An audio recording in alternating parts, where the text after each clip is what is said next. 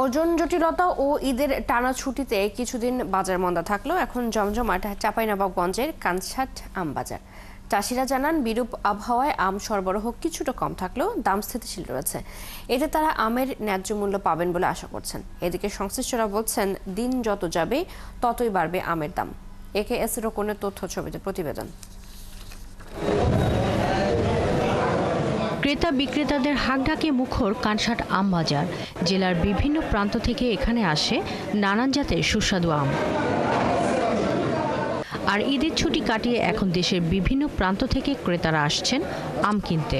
হিমসাগর আমে বর্তমানে 8 থেকে 900 টাকা বেশি, লকনা আমে 200-300 টাকা মন করায় বেশি, এবং বাজারটা এক সপ্তাহ আগে কম ছিল, এখন একটু বেশি বাড়তি বাজার।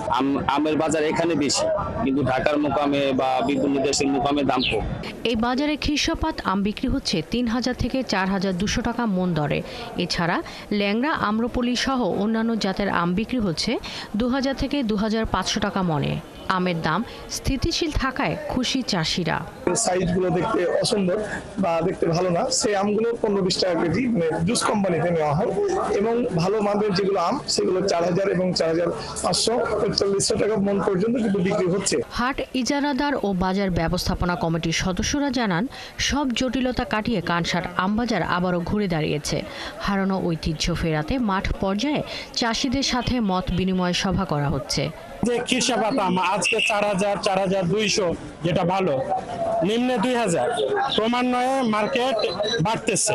সকলেই সহযোগিতায় পূর্বের মতো করেই আম চাষিদের এবং আড়তদারের সমন্বয়ে যেভাবে আম কেনাবেচা চলতো পূর্বে, ঠিক সেভাবেই কিন্তু আম কেনাবেচা বর্তমান সময়ে চলতেছে।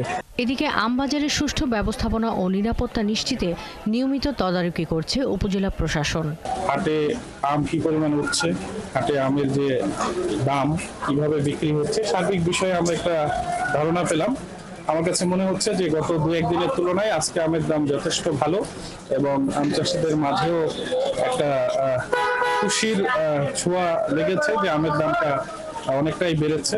চলতি মৌসুমে 37,507 হেক্টর জমির আম বাগান থেকে 3000 কোটি টাকার আম বেচাকেনা আশা করছেন সংশ্লিষ্টরা।